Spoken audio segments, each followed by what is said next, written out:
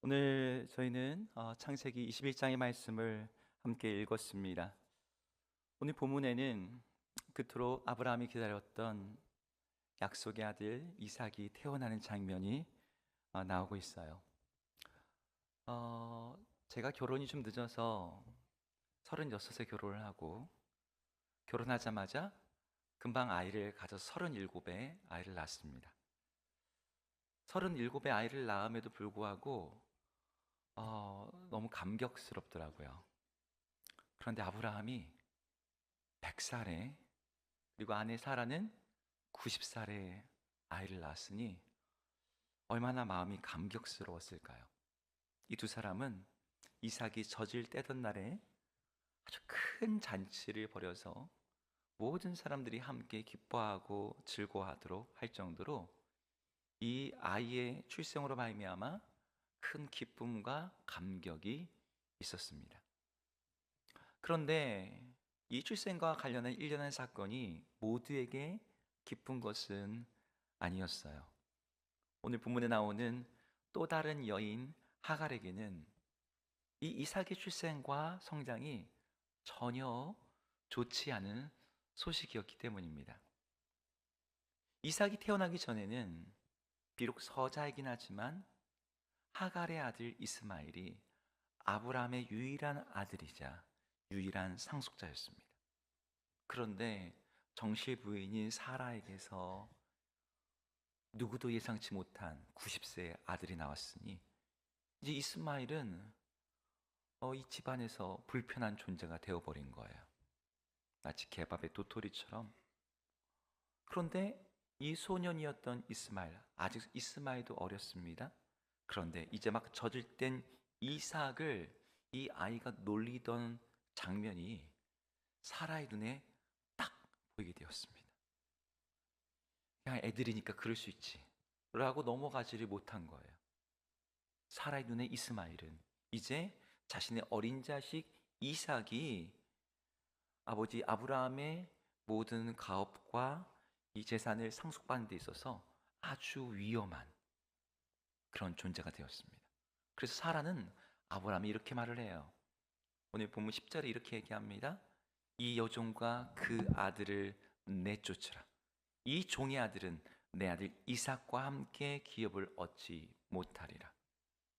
자기 아들한테는 이삭이라고 붙여놨죠. 그런데 앞에는 이 여종과 그 아들, 이 종의 아들을 내쫓으라. 그러니까 하갈이라든지 이스마엘이라는 이름을 언급조차 안 해요. 자기 입에 그 이름조차 담기 싫은 어떤 분노, 경멸이 드러나는 거죠. 여러분 어떻게 하시겠어요? 아브라함 입장이라면 너무나 고민이 됐습니다. 그런데 하나님의 음성을 따라서 비정하지만 결단을 내려요. 다음 날 아침에 하갈의 어깨에 물 한 가죽 부대와 떡 약간을 내어주면서 아이를 데리고 나가게 합니다. 정말 말 그대로 내쫓는 거예요.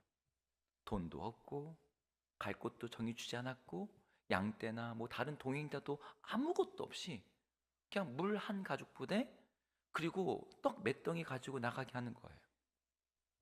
하갈이 어디로 갔을까요? 갈 곳이 없어요. 여기저기 막 헤매고 다녔습니다. 어디 좀 쉴만한 데가 있을까? 그러다 떡도 떨어지고 마침내 마실 물까지도 떨어지게 되었습니다. 아마 이 하갈이 어린 아이와 함께 가는데 이 아이가 그러겠죠. 엄마 목말라. 엄마 물. 근데 물은 이미 다 떨어졌거든요. 가죽 부대를 갖다 쥐어 짠다고 해서 없는 물이 나오겠습니까? 하갈은 그렇게 물이 다 떨어져서 어린 자녀가 목말라 죽어가는 것을 지켜봐야 되는 비참한 가운데 있었습니다. 그래서 오늘 그 장면을 16절에서 이렇게 표현하고 있어요. 우리 16절의 본문 함께 읽어보겠습니다. 시작.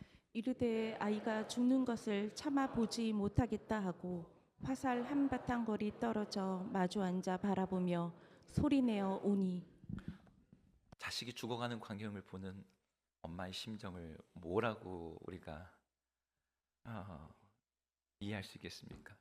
이 여인이 소리내어서 울며 고통스러워했어요. 그런데 바로 그때 하나님의 음성이 들려왔습니다. 오늘 핵심이 되는 말씀인데요. 17절 말씀 같이 읽어보겠습니다. 시작. 하나님이 그 어린아이의 소리를 들으셨으므로 하나님의 사자가 하늘에서부터 하갈을 불러 이르시되 하갈아 무슨 일이냐 두려워하지 말라 하나님이 저기 있는 아이의 소리를 들으셨나니. 네, 화면 좀 그대로 놔줘 보세요. 여기에 2번 반복되는 표현이 있습니다. 어떤 구절이죠? 하나님이 아이의 소리를 들으셨다. 이 말이 반복돼요. 그리고 이 이야기 바로 다음에는 하나님이 이 하갈의 눈을 뜨게 하셔서 샘물도 발견하게 하고 하갈이 이스마엘을 잘 키워서 큰 민족이 되었다. 이스마엘이 지금은 아람 민족의 조상이죠. 그런 이야기로 끝이 나게 됩니다. 우리는 이 장면에서 이 두 개의 감정을 보게 돼요. 사라의 웃음과 기쁨, 그리고 하갈의 슬픔과 눈물. 그런데 이 감정만이 아니라 이 이야기 속에서 아이들의 이름을 언급하면서 아주 의도적으로 하나님에 대해서 말하고 있는 것들을 발견하게 됩니다. 여기 아주 재미난 언어 유희가 있어요. 창세기 21장 우리가 읽은 본문 앞부분에는 이삭의 이야기가 나옵니다. 그리고 그 이야기 속에는 사라가 웃었다라고 하는 내용이 계속 반복돼요. 한번 6절을 같이 읽어보겠습니다. 읽겠습니다. 시작. 사라가 이르되 하나님이 나를 웃게 하시니 듣는 자가 다 나와 함께 웃으리로다. 여기 보니까 사라가 하나님이 나를 웃게 하신대요. 듣는 자들도 다 나와 함께 웃게 되었대요. 그런데 그렇게 사라가 웃고 있는 이유가 뭐죠? 웃고 있는 이유가 뭐죠? 아들 이삭 때문이죠. 근데 아들 이삭 이름이 뜻이 뭡니까? 웃음이라는 뜻이에요. 그러니까 이삭 이야기에는 자꾸 그 이름의 뜻처럼 웃었다라고 하는 내용이 반복되는 거예요. 그런데 이스마엘의 이야기도 마찬가지예요. 이스마엘의 이야기에서는 아까 어떤 단어가 반복되었어요? 하나님이 들으셨다라는 표현이 반복되었습니다. 이스마엘의 이름의 뜻이 바로 그거기 때문이에요. 하나님이 들으셨다. 그러니까 웃음이란 뜻을 가진 이삭의 이야기에서는 하나님이 웃게 하시는 이야기가, 그리고 하나님이 들으신다라는 뜻을 가진 이스마엘의 이야기에는 하나님이 듣고 계신다라고 하는 이야기가 반복해서 나오고 있는 거죠. 이런 언어 유희를 통해서 오늘 창세기 21장은 하나님에 대해서 두 가지를 우리에게 분명하게 말해줍니다. 첫 번째는 사라와 이삭의 이야기를 통해서 하나님은 어떤 분이다? 자신의 약속을 이루심으로 우리를 웃게 하시는 분이다. 하나님은 자기 백성에게 기쁨을 주시는 분이다. 이게 이삭 이야기의 메시지예요. 그리고 두 번째로 이 하갈과 이스마엘의 이야기를 통해서 하나님이 또 무엇을 가르쳐 주십니까? 하나님은 우는 자들, 슬퍼하는 자들, 그들의 아픔의 고통을 들으시는 분이다 라는 것을 말해줍니다. 저는 이 두 개의 큰 이야기 중에 여러분들은 앞으로 보통 이 첫 번째 이야기를 많이 들으셨을 거예요. 그래서 저는 오늘 이 두 번째 이야기, 하나님이 들으신다라고 하는 여기에 초점을 잡아서 오늘 말씀을 나누고자 합니다. 사실 여러분들에게 하나님이 들으신다라는 것은 뭐 그리 놀라운 이야기는 아닐 겁니다. 오늘 하나님이 들으신다는 거 혹시 처음 들으신 분 계세요? 나 몰랐네. 하나님이 들으시는 줄. 하나님이 귀가 있으셨나 보네. 여기 처음 듣는 분 아무도 안 계실 거예요. 다 이미 알고 계실 거예요. 그런데 성경 전체적으로 보면은 하나님이 들으신다라고 하는 표현이 여러 번 나옴에도 불구하고 뭔가 이상한 부분이 있어요. 성경은 기본적으로 하나님에 대해서 소개할 때 하나님이 말씀하시는 분이라고 소개합니다. 말씀으로 창조하시는 하나님, 말씀하시면 그대로 되는 하나님, 명령하시면 우주가 순종하는 하나님. 우리 하나님은 기본적으로 말씀하시는 분, 스피커예요.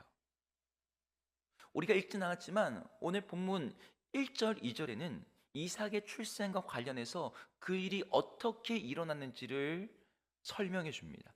우리 1절과 2절을 함께 읽어보겠습니다. 읽겠습니다. 시작. 여호와께서 말씀하신 대로 사라를 돌보셨고 여호와께서 말씀하신 대로 사라에게 행하셨으므로 사라가 임신하고 하나님이 말씀하신 시기가 되어 노년에 아브라함에게 아들을 낳으니. 여기 보니까 사라가 어떻게 아이를 낳았습니까? 건강 관리 잘해서가 아니었죠. 하나님께서 말씀하신 대로 하나님이 돌보셨어요. 말씀하신 대로 행하셨어요. 그래서 말씀하신 시기가 되어 아들을 낳게 된 거예요. 하나님의 말씀이 이 모든 일을 이루는 원천이자 동력이 되었습니다.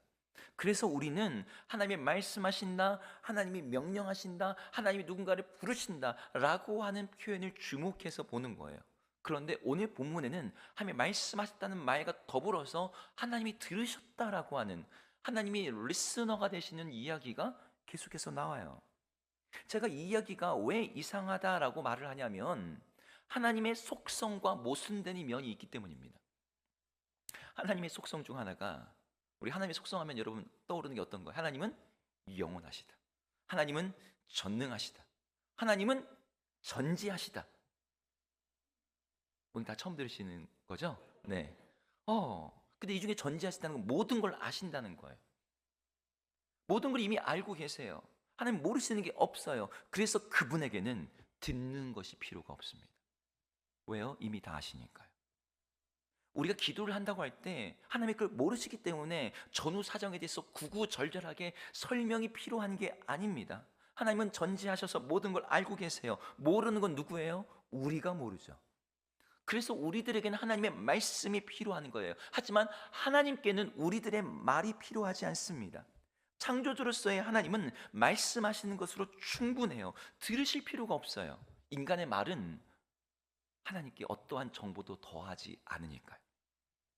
게다가 보통 심의 역학 구조 속에서 말하는 사람의 스피커는 듣는 사람의 리스너보다 훨씬 더 우위에 있고 힘이 있다라고 그렇게 말을 합니다. 그러니까 보통 힘 있는 사람들은 어느 자리에 있어요? 말하는 자리에 있고 약자들은 대부분 듣는 자리에 있습니다. 말을 할 수 있는 힘, 그 발언권이라는 것은 주로 힘 있는 자리에 갖는 거예요. 우리 하나님은 어떤 분이십니까? 전능하신 분이죠. 그분은 온 세상의 창조주이세요. 그분에게는 절대적인 발언권이 있으세요. 그런데 하나님은 들으신다는 거예요. 여러분, 하나님이 왜 계속해서 성경은 들으신다라고 말할까요? 그것은 하나님의 속성에 우선하는 하나님의 본질 때문입니다. 성경은 하나님의 본질에 대해서 직관적으로 그게 하나님은 무엇이다라고 말하는 세 개의 문장을 제시합니다. 하나님은 어떤 분이시죠? 하나님 좋은 분이다 이런 분 말고 하나님 무엇이다 라고 말하는 부분. 하나님은 영이시다. 하나님은 빛이시다. 그리고 가장 유명한 구절, 하나님은 사랑이시다. 바로 이 세 번째가 하나님을 듣게 만들어요. 하나님이 들으신다는 것은요, 여러분, 저는 이 컵을 듣지 않습니다. 제가 이 도구를 듣지 않아요. 도구와 대상은 우리가 듣거나 경청하는 대상이 아닙니다. 우리는 누구에게 듣습니까? 우리가 소중하다고 여기는, 우리가 사랑하는 어떤 대상에게 들어요. 우리는 물건에게 듣지 않아요. 여러분, 아이가 이제 입이 열려가지고 옹알이를 시작했습니다.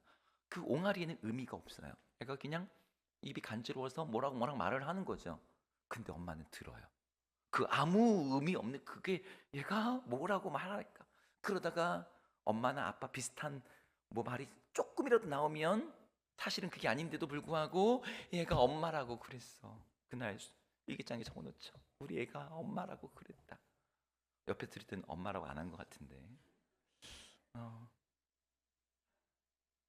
왜 듣는 거예요? 그 존재에 대한 사랑, 애정, 그 존재를 인격적으로 대하기 때문입니다.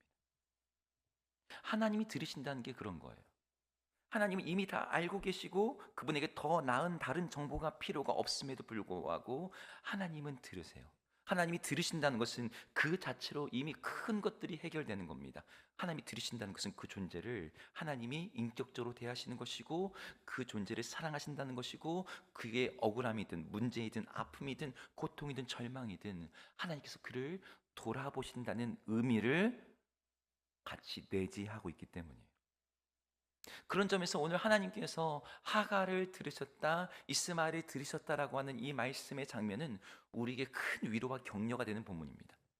사실 하갈과 이스마엘은 하나님의 언약 안에 있지 않은 사람들이었습니다.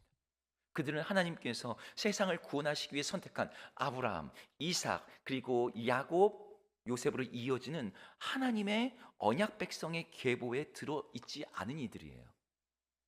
그럼에도 불구하고 하나님은 그들에 대해서 들으셨대요. 여러분, 언약 밖에 있는 사람들에 대해서도 하나님이 들으셨다면 하나님의 독생자 아들 예수 그리스도 안에서 하나님의 자녀가 된 우리들을 하나님께서 들으신다라고 하는 것은 너무나 분명하고도 자명한 사실인 줄로 믿습니다. 네. 하나님께서 우리를 들으시고 우리의 모든 사정과 우리의 모든 상황에 대해서 아심받으며 그분이 사랑으로 우리를 돌보신다는 것을 믿으시고 새 힘을 얻는 여러분 모두가 되기를 축복합니다. 자, 그러면 하나님이 들으세요. 하나님이 들으신다는 것, 이 들으시는 하나님을 믿는다는 것은 그분의 백성이 된 우리들에게 어떤 의미가 있을까요? 하나님이 들으시나 보다 이걸로 끝나는 걸까요? 저는 하나님이 들으신다는 것이 그분의 백성 된 우리들에게 크게 세 가지의 의미를 오늘 본문 안에서 드러내고 있다고 생각합니다.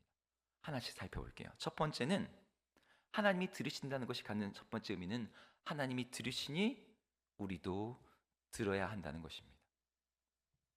어떤 분들은 오늘 본문을 묵상을 하시면서 지난 주간에 묵상하실 때 하나님이 보니까 들으시네, 들으신다는 말이 반복되네, 이걸 발견했어요. 그러니 내가 그분께 많이 이야기해야겠다, 말해야겠다. 이 적용이 틀린 건 아니에요. 하지만 하나님이 들으신다는 것이 우리에게 의미하는 첫 번째 가장 중요한 적용 또한 아닙니다. 적용은 각자가 알아서 하는 거지 가장 우선되는 첫 번째 적용이라는 게 뭐 따로 있나요? 따로 있어요. 여러분들이 말씀 묵상을 하실 때 매일 성경에는 크게 두 가지 질문이 나와 있습니다. 어떤 질문이에요? 첫 번째 질문은 하나님은 누구신가? 라는 질문입니다. 두 번째는 이 본문이 나에게 주는 교훈은 무엇인가요? 근데 여기서 첫 번째 질문, 하나님은 누구신가? 라는 것에 대해서 우리가 본문 안에서 발견하면 그걸 가지고 어떤 복잡한 계산이나 우리 삶에 적용이 필요 없이 직접적으로 우리에게 요구되는 한 가지가 있어요. 하나님의 자녀된 우리들은 하나님을 닮아야 된다는 거죠. 오늘 본문에 나오는 하나님은 어떤 분이세요? 들으시는 하나님이에요. 그러니 우리는 어때야 된다는 거예요? 들어야 된다는 겁니다. 이게 모든 본문에서 우리에게 보여주는 첫 번째 적용점이에요. 하나님은 말씀만 하셔도 되는 분이에요. 근데 그분이 왜 들으세요? 사랑하시기 때문에 들으십니다. 그분은 전지하시고 전능하신 분이시지만 자기 백성들을 향해 마음을 두시고 그들에게 귀를 기울이세요. 앞에서 말했지만 사랑은 듣게 만들어요. 하나님이 들으시는 분이기 때문에 우리도 그분을 닮아서 들어야 되는데 누구에게 들어야 됩니까? 우리를 사랑하시는 분, 그분께 들어야 되는 거죠. 여러분, 성경에 솔로몬이라고 하는 사람이 하나님께 기도하는 그 기도를 많은 분들이 알고 계세요. 솔로몬의 기도 중에 가장 유명한 기도는 어떤 기도냐면 일천 번제를 드리고 난 밤에 하나님께 드렸던 기도입니다. 꿈속에서 드렸던 기도였죠. 하나님이 나타나서 이렇게 말씀하셨어요. 네가 구하는 것이 무엇이냐? 네가 원하는 것이 무엇이냐? 내가 들어주겠다. 여러분, 이때 뭐라고 말씀하실래요? 하나님, 저는 많은 거 필요 없고 번호 6개만, 이렇게 얘기하시겠습니까? 솔로몬이 뭘 구했죠? 많은 분들이 지혜를 구했다고 알고 계세요. 틀린 답은 아닙니다.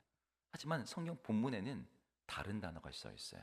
우리 열왕기상 3장 9절부터 10절 같이 읽어보겠습니다. 시작. 누가 주의 이 많은 백성을 재판할 수 있사오리이까? 듣는 마음을 종에게 주사 주의 백성을 재판하여 선악을 분별하게 하옵소서. 솔로몬이 이것을 구하매 그 말씀이 주의 마음에 든지라. 여기 보니까 솔로몬이 무엇을 구하고 있습니까? 듣는 마음을 종에게 주십시오. 하나님이 이 기도를 기뻐하셔서 네가 이 지혜와 총명을 구했으니 라고 이 말을 하나님의 언어로 리프레이즈한 거예요. 그래서 우리에게는 지혜를 구했다고 되어 있지만 솔로몬이 구한 기본적인 언어는 듣는 마음이었습니다. 하나님이 이걸 왜 기뻐하셨을까요? 우리 하나님이 들으시는 분이기 때문이에요. 게다가 이것이 하나님의 마음에 합했어요. 가장 힘 있는 자리, 높은 자리에 있는 왕이 낮은 자리에 있는 백성들, 약한 자들에게 듣고자 하는 마음, 여러분, 솔로몬의 이 다음 이야기가 뭡니까? 가장 비천한 여인들, 자기의 몸을 파는 창기들의 그 억울한 사연을 듣겠다고 그들에게 귀를 열고 재판을 여는 왕의 모습. 하나님이 그걸 기뻐하셨어요. 우리 하나님은 전능하시고 모든 것을 아는 분이시지만 그럼에도 자기 백성을 들으시는 분이에요. 그 들으시는 하나님을 본받아 주님 저도 듣기를 원합니다 라고 말하는 솔로몬에게 하나님이 그래, 내가 이 모든 것을 너에게 더하리라 라고 말씀하셨던 거죠. 주님은 우리를 들으심으로 우리에게 말씀하시는 분입니다. 그런데 많은 사람들은 하나님께 듣지를 않아요. 여기 나온 많은 사람들은 교회 바깥에 있는 사람들만이 아니라 하나님의 백성이라고 부르는 사람들을 가리킵니다. 물론 아예 안 듣는 건 아니죠. 이곳에 계신 분들은 다 하나님의 말씀을 듣고자 이 자리에 계신 걸 겁니다. 듣기는 듣는데 대충 듣습니다. 금방 잊어버립니다. 잘 듣지 않고 그냥 내 말로 생각합니다. 제가 예전에 설교 중에 우리가 주님께 드리는 기도가 인격적인 기도가 되어야 된다고 말씀드린 적이 있어요. 대부분의 사람들의 기도는 자기 말, 자기 소원을 일방적으로 말하는 대로 끝나버려요. 내 얘기 다 해놓고서 기도했대. 그건 일방적인 거지 인격적인 것이 아니죠. 인격적인 건 뭐예요? 상호 소통이 되는 거거든요. 우리가 하나님께 인격적으로 기도한다고 할 때는 하나님께 아뢰뿐만 아니라 하나님께 듣는 것이 필요합니다. 하나님께 듣기 위해서 필요한 게 뭐였어요? 제가 그때 질문을 해야 된다고 그랬죠. 하나님, 하나님의 뜻이 무엇입니까? 하나님께 내게 원하시는 게 무엇입니까? 그렇게 하나님께 질문하고 기다리고 경청하는 게 하나님께 듣는다는 거예요. 하나님의 계획이 뭔지, 하나님의 뜻이 무엇인지, 하나님의 마음은 어떤 것인지를 들을 때 비로소 기도가 인격적인 것이 됩니다. 근데 여기에 문제가 하나 있습니다. 듣고자 해도 하나님의 음성이 잘 들리지 않는데요 라는 게 문제예요. 뭐가 들려야지 뭐 그 다음도 나도 하든 말든 하지. 저는 이 질문이 굉장히 타당한 질문이라고 생각합니다. 그런데 오늘 본문에서 하나님이 이렇게 말씀하세요. 한번 17절의 앞부분을 함께 읽어보겠습니다. 읽겠습니다. 시작. 하나님이 그 어린아이의 소리를 들으셨으므로 하나님의 사자가 하늘에서부터 하갈을 불러 이르시되. 이 구절의 이상한 부분 혹시 발견하셨습니까? 이 구절이 왜 이상하냐면 이 앞에 보면은 하갈이 울었다는 내용이 나와요. 그리고 하갈의 대사가 나옵니다. 반면에 아이 이스마엘이 어떤 말을 했는지는 전혀 안 나와요. 이스마엘이 울었다는 내용도 없습니다. 하갈의 내용만 나와요. 그러면 논리적으로나 문맥상으로 어떻게 말이 이어져야 되냐면 하나님이 하갈의 울음과 하갈의 기도를 들으시고 응답하셨다 이렇게 나와야지 맞아요. 근데 방금 읽은 구절에 뭐라고 되어 있어요? 하나님이 아이의 소리를 들으셨다라고 되어 있습니다. 물론 아이가 뭔가를 말했을 수 있어요. 사람이 듣지 못한 뭔가를 하나님이 듣고 말씀하신 거죠. 사실 이 하갈하고 아이가 얼마큼 떨어져 있었습니까? 화살 한바탕 거리 떨어져 있었다 그래요. 이게 한바탕이 얼마인지 모르시겠죠? 300m입니다.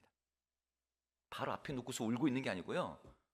아이가 죽는 걸 못 보겠다고 300m 저 멀리. 그럼 엄마가 그 아이가 소리 크게 질러도 무슨 말인지 잘 안 들릴 만한 거리입니다. 근데 지금 목말라서 죽고 간 아이가 뭐라고 크게 말했겠어요? 입술 탈싹탈싹거리면서 뭔가를 말했겠죠. 근데 엄마도 못 듣는 얘기를 하나님이 듣고 계셨던 거예요. 근데 그 아이가 기도했던 내용은 성경에 안 나와 있어요.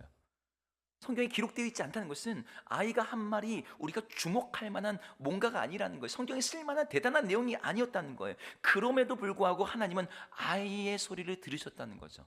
사람이 듣지 못하는 그 소리를 하나님이 들으셨어요. 어떻게 해요? 뭐 하나님이 전지하시니까 다 들으신 걸까요? 귀가 좋으셔서 그런 걸까요? 아니요. 하나님의 아이를 향한 마음이 그에게 향해 있었기 때문입니다. 하나님의 아이를 향한 애정이 있었기에 하나님은 남들이 못 듣는 걸 듣게 되시는 거예요. 엄마도 못 들은 걸. 이걸 우리에게 적용할 수 있습니다. 우리가 하나님께 듣는 것도 마찬가지예요. 대부분의 사람들에게 하나님의 음성이 들리지 않는 것은 하나님의 말씀이 안 중요하거나 별로 쓸모없는 내용이어서가 아니라 우리의 마음이 하나님께 향해 있지 않기 때문입니다. 뉴욕 맨하탄에서 실험을 하나 했습니다. 똑같은 골목에서 똑같은 거리에서 사람들에게 하나의 소리를 들려주고 그 거리를 지나온 사람들에게 묻는 거예요. 혹시 지나오면서 무슨 소리 들으셨어요? 그 소리가 뭐였냐면 첫 번째는 귀뚜라미의 소리를 틀어놨습니다. 볼륨을 똑같이 귀뚜라미의 소리를 들었는데 거기 지나간 사람들 아무도 귀뚜라미의 소리를 못 들었대요. 들은 게 없대요. 근데 똑같은 음량의 데시벨에 소리 다른 걸 하나 틀어놨습니다. 무슨 소리냐? 동전 떨어지는 소리. 질문할 필요도 없어요. 그냥 동전 떨어지는 소리가 지나가기도 전에 다 들어봐요. 똑같은 음량이거든요. 왜 이 소리는 못 듣고 이 소리는 듣습니까? 사람이 마음이 돈에 향해 있으니까요. 여러분, 하나님께 듣는다라는 것은 말씀에 순종합시다, 아니면 하나님의 약속을 붙잡시다, 이런 단순한 얘기가 아닙니다. 하나님께 듣는다는 것은 그 이상의 의미가 있어요. 그분에게 귀를 기울인다는 것이고, 그분을 존중한다는 것이고, 그분께 나의 마음을 향한다는 것이고, 무엇보다도 그분을 사랑한다라는 말이 거기에 담겨져 있는 거죠. 하나님이 우리를 들으시니 우리도 하나님을 들어야 된다는 것은 나도 그분을 소중히 여기고 그분에게 듣기를 힘쓰고 그분을 사랑해야 된다는 말이에요. 그렇게 그분께 들으면 달라집니다. 그분께 들은 말씀은 힘이 있어요. 그 말씀은 아무것도 없는 절망적인 상황에서 오늘 하갈을 일으킵니다. 하나님의 음성을 들었을 때 하갈이 어떻게 됐어요? 그의 눈이 떠져서 샘물을 발견하게 됐고 그 샘물을 아이에게 먹였습니다. 그 다음에 떡이 나타났습니까? 집이 생겼습니까? 아무것도 없었어요. 그런데 그 하나님의 음성을 이 여인이 듣고 나자 이 아이를 일으키는 자가 되는 거예요. 따라서 들으시는 하나님을 믿는다는 것에 대해서 우리가 첫 번째 의미를 정리한다면 우리도 하나님께 듣는 자가 되어야 된다는 거예요. 하나님께 들을 때 우리의 기도를 하나님께서 들으시는 걸 넘어서 내가 하나님께 듣는 것으로 말미암아 우리 삶이 달라지게 됩니다. 이곳에 있는 모든 분들이 우리를 들으시는 하나님 앞에서 그분께 들음으로 말미암아 새로운 힘과 소망을 얻기를 주의 이름으로 축복합니다. 두 번째, 하나님이 들으신다는 것이 우리에게 갖는 의미는 하나님이 들으시기에 우리는 그분께 기도해야 된다, 구해야 된다는 것입니다. 사실 이것보다 더 선명하고 단순한 적용은 없어요. 하나님 우리를 들으시니까 우리는 그분께 기도해야 된다. 여러분, 우리 기도를 압니다. 기도해야 된다는 것을, 기도의 중요성을, 필요성을 너무나 많이 들어왔어요. 하지만 하나님이 들으실 것을 기대하고 믿음으로 드리는 기도는 사실 너무나 적고 약합니다. 왜 그럴까요? 여러분, 왜 기도가 약합니까? 바빠서 그렇습니까 혹시? 아니죠. 하나님이 들으시나? 라고 하는 우리 안에 불신과 의심이 있기 때문입니다. 근데 오늘 본문에서는요, 하나님께서 그 어린아이의 소리를 들으셨다고 말해요. 성경에 기록되어 있지도 않고 하나님께 말한 내용이 뭔지도 모를, 그런데 그 내용을 하나님이 들으셨대요. 저희 어머니께서 제 어릴 적 이야기를 종종 해준 적이 있으신데, 제가 6살 무렵에 저희 아버지는 늦가기 신학생이었습니다. 사실상 경제적인 능력이 없는 거죠. 기숙사에 들어가서 내내 일주일 동안 공부하고. 근데 어머니는 그전에는 직장에서, 공장에서 일도 하면서 했는데, 이제 제가 6살이니까 제 동생까지 있거든요. 애 둘 데리고 어디 직장을 다니기도 어려운 거죠. 이 두 아이를 데리고 뭐 교회 안에서는 사모님 얘기 듣지만, 예, 보통 우리 신학생들을 양복 입은 거지라 그러거든요. 아무것도 없어요. 그러니 매일매일 서울에 살아가는 이 서울살이가 생존의 도전인 거예요. 당장 저녁에 먹을 쌀이 없고, 아버지 다음 주에 학교 갈 차비가 없고, 그래서 정말 기도 아니고서는, 그래서 매일 만나처럼 주시는 하나님의 은혜가 없이는 하루도 살 수 없는 그런 나날이었다라고 이야기를 하시더라고요. 근데 그때마다 뭐가 필요할 때마다 어머니가 저한테 기도를 부탁하신 거예요. 다녀라, 집에 쌀이 떨어졌어. 그래, 뭐 하자는 거예요? 기도하자. 쌀이 떨어졌으니까 너 반 그릇만 먹어라가 아니고 기도하자. 다녀라, 집에 연탄이 없다. 그러니 기도하렴. 물론 우리 어머니도 기도를 하시는 분이고 기도의 사람이었습니다. 그럼에도 불구하고 어린 저에게 기도 제목을 나누시고 기도 부탁을 하셨어요. 그러면 6살인 제가 정말 순수하게 있는 그대로 기도를 하는데, 제가 이건 저도 안 믿기는 얘기인데 그 어린 나이에 1시간씩 기도를 했대요. 제가 1시간씩. 그런데 그때마다 하나님이 제가 기도를 하면 누구도 생각하지 않았던 방식으로 바로 그날로 다 응답을 하시더래요. 쌀을 채워주시고 연탄을 채워주시고 차비가 없는데 갑자기 누가 와가지고 아유 이거 좀 받아, 돈 10,000원 20,000원 주고 가시고. 하나님께서 어린아이의 소리를 들으셨다는 것, 오늘 본문의 말씀을 저희 어머니는 사실 현실로 경험을 한 거죠. 그래서 저에게 많은 기도를 부탁을 하셨어요. 어린 제가 어떻게 기도했는지는 기억이 안 납니다. 제가 그때 뭐라고 기도했는지 생각이 안 나요. 어린애가 기도를 하면 얼마나 잘하겠습니까? 뭐 유창하게 설득력 있게 뭐 하나님의 마음 움직일 감동적인 기도를 했겠어요? 제가 엊그저께 금요일에 이제 금요 마가다락방 기도회를 하는데 우리 막내가 이제 막 7살이 됐어요. 이름이가 제가 막 이제 통성 기도를 마지막 하는데 저한테 와가지고 앉는 거예요. 그래서 제가 이제 또 앉고서 기도를 막 하는데 이 아이가 뭐라고 막 그래요. 지금 나한테 아빠한테 뭐를 말하려나 보셔 봤더니 나한테 말을 하는 것도 아니야. 그래서 다시 또 기도를 하는데 기도하다가 얘가 또 뭐라고 막 말을 해요. 뭐라고 말하나 이렇게 들어봤더니 아버지 하나님 이러면서 얘도 막 같이 기도를 하고 있는 거예요. 얘가 뭐라고 말하나 막 갑자기 너무 궁금해서 근데 내가 이제 또 말을 안 하고 있으면 얘가 갑자기 기도를 멈출 것 같아서 기도를 한 척하면서 쫙 듣는데 뭐 대단한 내용은 아닙니다. 하나님 뭐 장난감이 어쩌고 저쩌고 뭐 이런 얘기를 막 하고 있어요. 중원 부원하면서 논리도 맥락도 없는 뭐 그런 기도를 했겠죠. 근데 하나님이 그런 소리조차 들으시는 거예요. 몇 주 전에 저희 주사랑교회에 새롭게 등록하신 한 은퇴 장로님 가정이 있으세요. 그래서 그 가정을 제가 신방을 가게 됐습니다. 이분은 이제 서울 그리고 하남에서 교회 신무장로님으로 섬기시다가 은퇴하시고 난 다음에 이천에 내려오신 거예요. 제가 방문을 해가지고 장로님에게 신앙 여정을 듣는데 내용이 너무 감동적인 내용이 있어서 장로님 제가 설교 중에 요거 좀 인용해도 되겠습니까? 나중에 한번 제가 말씀을 나눌게요. 했더니 허락을 받았어요. 이 장로님이 충청북도 음성에서 시골에서 태어나셨는데 뭐 지금도 음성에 뭐 특별한 게 없겠지만 그 당시는 더 그랬대요. 그리고 아주 가난한 집안에서 태어났습니다. 어찌어찌 해가지고 초등학교를 졸업을 했는데 집안 형편상 중학교에 진학을 할 수가 없는 거예요. 그래도 친구들은 집안에 밭대기도 몇 개 있고 논도 좀 있고 다 중학교를 가는데 자기 집에는 아무것도 없어. 친구들은 다 학교에 공부하러 가는데 자는 산에 가서 나무를 해야 됐대요. 14살인데 나무꾼이 된 거예요. 종일 산에서 나무를 해다가 땔감을 만들고 장날이 되면 그 나무를 장에 나가서 파는 거예요. 근데 그렇게 하면서도 어린 마음에 자기 앞날이 너무 캄캄하고 신세가 너무 처량하고 너무 서글프더래요. 어떻게 해야 되나? 나는 어떻게 살아야 되나? 그래서 그것 때문에 교회를 나가기 시작한 거예요. 뭔가 붙잡고 의지할 게 필요해서. 그렇게 교회를 출석하게 되면서 하나님을 알게 되고 하나님을 믿게 되는데 예배마다 돌아오는 시간이 있죠. 무슨 시간이 있어요? 헌금 들으셨어요? 네.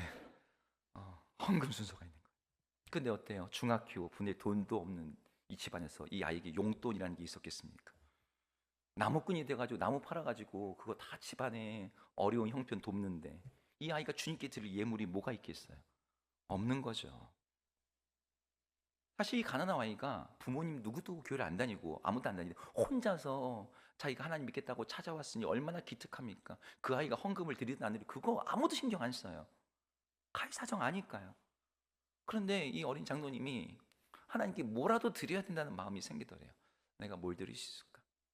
뭘 드릴 수 있을까 하다가 이분이 할 수 있는 게 있었어요. 이분이 뭘 하고 있었습니까? 산에서 나무를 하는 거죠. 그래서 날을 정해가지고 그날 하는 나무는 하나님께 드리는 거예요. 헌금을 대신해서 나무를 지게에다 메고서 교회 마당에 딱 불어놓으면서 저는 배운 것도 없고 드릴 것도 없어서 주님 제가 이 나무를 주님께 드립니다. 이 장로님의 나이가 딱 지금 이때입니다. 이스마엘의 나이. 근데 그 하나님께서 이 어린 장로님의 그 슬픔을, 탄식을, 기도를 들으셨어요.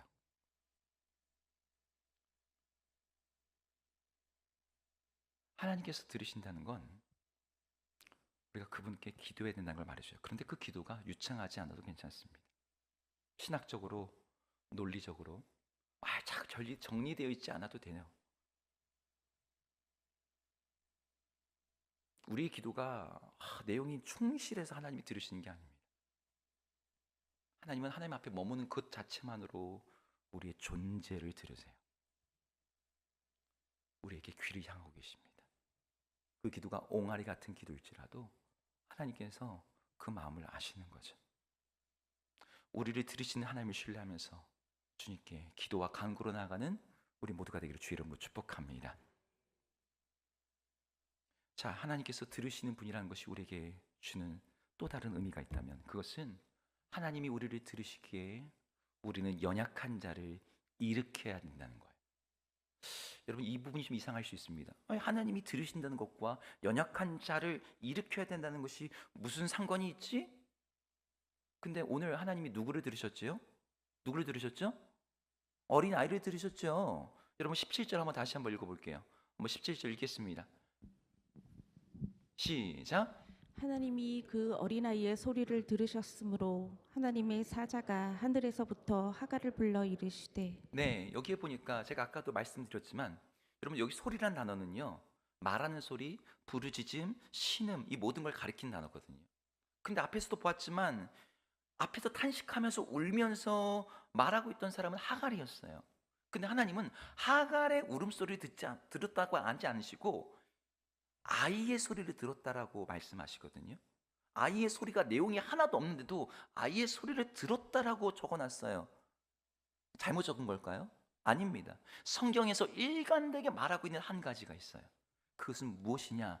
하나님은 약한 자를 들으신다는 거예요. 여러분, 제가 지금 끼워 맞추기가 아니라 성경 전체를 관통하는 아주 중요한 하나님의 일관된 속성입니다. 우리 시편에 있는 말씀을 같이 읽어볼게요. 읽겠습니다. 시작. 주는 겸손한 자의 소원을 들으셨사오니 그들의 마음을 준비하시며 귀를 기울여 들으시고. 여러분, 우리의 성경에는 겸손한 자의 소원을 들으셨다고 되어 있지만 원어로 겸손한 자라는 이 단어는 낮은 자, 비천한 자라는 뜻입니다. 시편에는요, 이 낮은 자들이 누군지가 이름들의 목록이 나와요. 가난한 자, 외로운 자, 고아. 하나님이 그들을 들으신다. 하나님이 그들을 왜 들으실까요? 그들에게는 발언권이었거든요. 누가 그들의 말을 듣습니까? 어린아이 말을, 여자의 말을, 가난한 자의 말을, 나그네의 말을, 고아의 말을 누가 귀 기울여 듣습니까? 아니요. 그들의 말은 아무런 힘이 없어요. 그런데 하나님은 그들을 들으신다는 거예요. 오늘 본문에서도 하나님은요, 하갈도 연약한 자지만 하갈보다 더 연약한 아이의 소리를 들으셨대요. 여러분, 이 이야기 바로 다음 넘어가면은 이제 야곱의 이야기가 나오는데 야곱의 이야기 속에는 두 여자가 나옵니다. 레아와 라헬. 근데 하나님께서 그 여인들의 소리를 들으셨다고 되어 있어요. 출애굽기로 넘어가면은 하나님이 노예가 된 이스라엘의 신음을 들으셨다고 나옵니다. 신약으로 넘어오면은 하나님이 아예 말도 못하는 동물과 식물 같은 그런 피조물들의 탄식을 듣고 계신다라고 얘기해요. 그러니까 하나님은 듣긴 들으시는데 특별히 누구에게 더 들으세요? 약한 자들에게 들으세요. 그렇게 들으시는 하나님께서 자기가 들은 그것을 가지고 하나님의 백성들인 우리들에게 무엇을 말씀하시느냐? 바로 그 약한 자를 일으켜 세우라고 말씀하시는 거예요. 오늘 본문이 그걸 보여줍니다. 우리 18절을 같이 한번 읽어볼까요? 하나님이 아이의 소리를 들으셨다. 그 다음에 뭐라고 말씀하시는지 읽겠습니다. 시작. 일어나 아이를 일으켜 내 손으로 붙들라. 그가 큰 민족을 이루게 하리라 하시니라. 네, 하나님의 소리가 들려와서 하는 말이 뭐예요? 하갈아, 주저앉아 있지 말고 일어나라. 그 아이를 일으켜라. 네 손으로 붙잡아라. 내가 그를 큰 민족을 이루게 하리라. 들으시는 하나님께서 들으신 그 내용을 가지고 하갈에게 말씀하시는 거죠. 아이를 일으켜라. 그를 붙잡아라. 여기 중요한 신학적 핵심이 하나 있습니다. 하나님이 직접 아이에게 물을 떠먹이지 않으셨어요.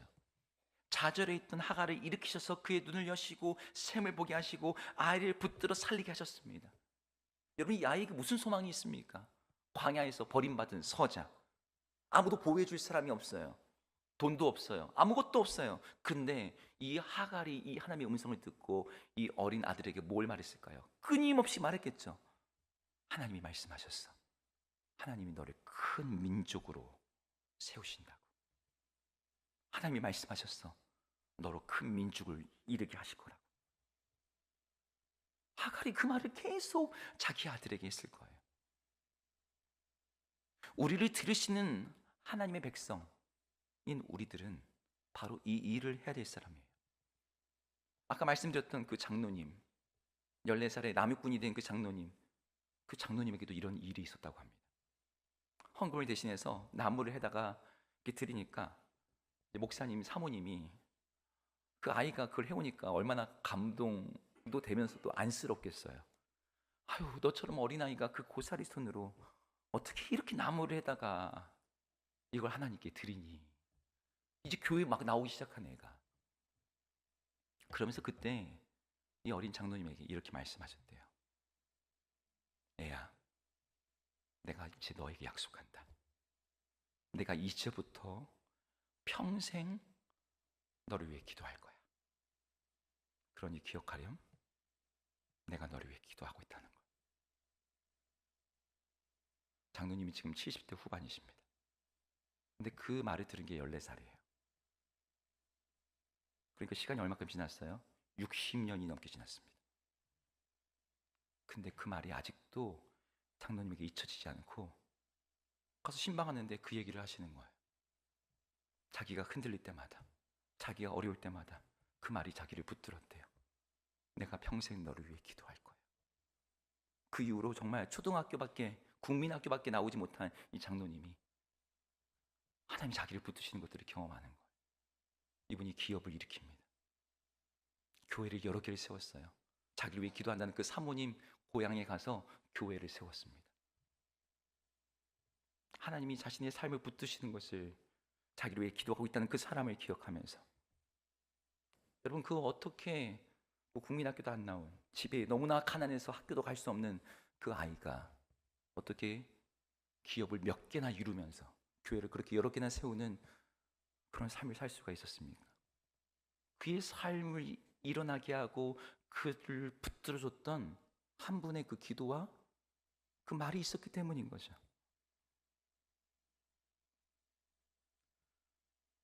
저희 주사랑교회 최근에 등록하신 분들이 여러분들이 계세요.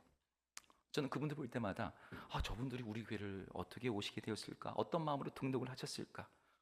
하나님의 인도하심을 받아서 저희 교회 등록하는 게 저는 참 신기합니다. 제 생각에는 이천에 더 좋은 교회가 많은 건 아니고 하여튼 더 좋은 교회들이 있는 것 같은데 더 크고 뭐 시설도 좋고 저분들이 어떻게 왔을까? 근데 제가 오늘 말씀을 묵상하는데 마치 주님의 음성이 들리는 것 같았어요. 이제 막 신앙생활을 시작한 저 초신자, 이제 막 교회 등록한, 갓 등록한, 뭐 교회 화장실 어딘지도 잘 모르는 분들, 그리고 그분들 외에도 믿음이 여린 아직 젊은 청년들, 다음 세대 아이들, 너는 일어나 저들을 일으켜 붙들라. 내가 저를 큰 민족을 이루게 하리라.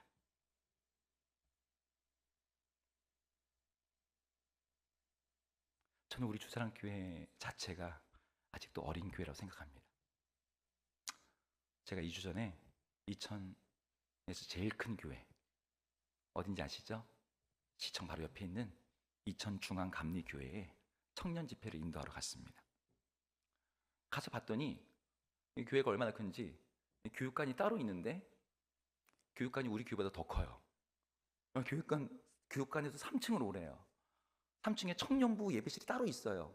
엄청 큰 예배실이. 그래서 여기 교회는 뭐 이렇게 커? 봤더니 중앙감리교회가 몇 년도에 세워졌냐면 1902년에 세워졌답니다. 교회 역사가 124년이 되었어요. 이런, 그래서 제가 알아봤어요. 현재 목사님이 33대째 목사님이래. 네, 33번째 목사. 우리 주사랑 교회가 지금 몇 대인 줄 아세요? 여러분 숫자 살면 좀 어려울 수도 있는데 정한미 목사님이 1대시고 이제 제가 이제 그 다음으로 이어가려고 하고 있습니다. 저희 교회가 아직 30년도 안 된 어리고 젊은 교회입니다. 그런데 오늘 말씀 묵상하는데 똑같은 마음이 드는 거예요. 일어나 우리 교회를, 초신자를, 다음 세대를, 우리 청년들을 일으켜 세우고 붙들라 내가 큰 민족을 이루게 할 것이다. 우리 하나님 그렇게 말씀하시면요, 그 일을 이루시는 분인 줄로 믿습니다. 우리 들으시는 하나님에 따라서 우리에게 말씀하시는 그 말씀에 따라 우리 옆에 넘어져 있는 사람들, 누워 있는 사람들, 연약한 자들을 붙들고 이렇게 세우는 우리 모두가 되기를 주의 이름으로 축복합니다. 우리 말씀을 마무리할게요. 우리 하나님은 들으시는 분입니다. 말씀만 하셔도 되는 분이시지만 우리 하나님은 어린아이의 신음소리를 들으셨어요. 하나님이 들으신 건 우연히 그냥 지나가는 동정으로 들으신 게 아니었습니다. 하나님이 그의 삶을 구원하시기 위해서 들으신 거였어요. 그런 하나님이 우리 하나님이라면, 그 하나님이 우리를 들으시고 계신다면 우리도 주님 있게 들어야 돼요. 세상의 소음이 아니라 주님의 음성 앞에 우리의 귀와 마음을 드려야 됩니다. 또한 하나님이 들으시기에 우리는 그분께 기도해야 돼요. 잘 말로 정리가 되지 않더라도 눈물과 침묵뿐일지라도 하나님 앞에 나아가서 하나님께 구해야 됩니다. 그리고 하나님이 들으시니 우리는 그 앞에서 일어나야 돼요. 주저앉아 있는 우리 자신을 일으켜 세우고 광야에 남겨진 누군가를 붙들어주고, 그래서 그들로 하여금 하나님의 약속을 쫓아서 큰 민족을 이루게 하시는 그 비전을 보여줘야 됩니다. 우리를 들으시는 그 하나님 앞에서 우리 또한 듣는 사람으로, 기도하는 사람으로, 그리고 일어나는 사람으로 살아가시기를 주의 이름으로 축복합니다.